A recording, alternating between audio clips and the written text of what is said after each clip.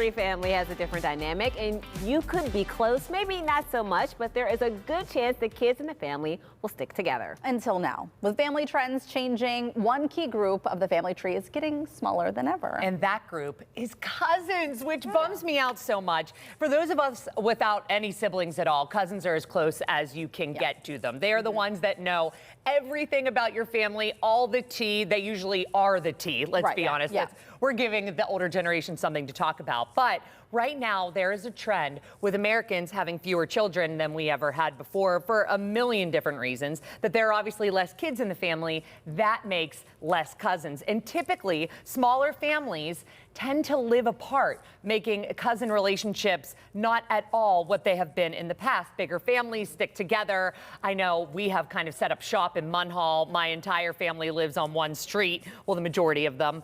And that's where the family started, and that's why all of us cousins were so close, because we just were everywhere. We were neighbors. Shout out to Munhall. Yeah, shout out Munhall. We love you so much. Venango Avenue.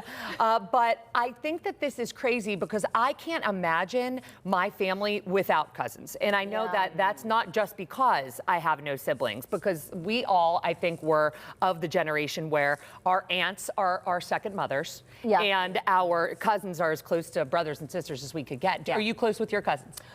No, not really. I mean, I have a very small family. And so on my dad's side, I have two first cousins. And then I have a second cousin who I really grew up with because we were close in age. And I would see her from time to time. She lived in Maryland, and I lived there for a little bit, too. And so I would say that we were kind of close, but we just really fell out of touch. And maybe I see her or get a chance to talk to her every 2 or 3 years. But that's really it. And then my younger cousins, of which, I mean, my first cousins, we chat every once in a while, but I don't get a chance to see them because they live in Philadelphia. If they're not local. We were talking about this today, earlier.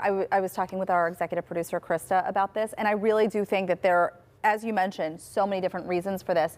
One, yes, they're having smaller families, but the other thing, too, I think that's happening is people are separating and trying to break up their, generational trauma.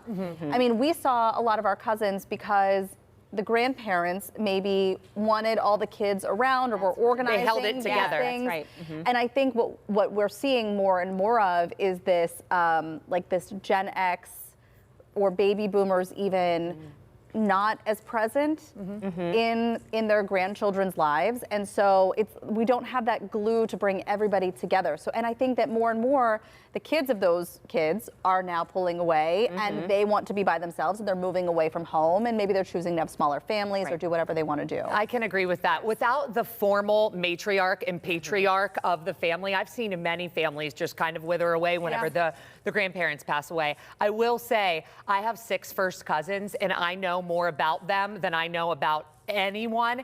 I don't know what I would do without them. And to anyone that is having a weird relationship with a cousin, fix it immediately. If you can, if it obviously will bring you joy to your life, cut out the toxic. But shout out to my cousins. I don't know what I would do without them.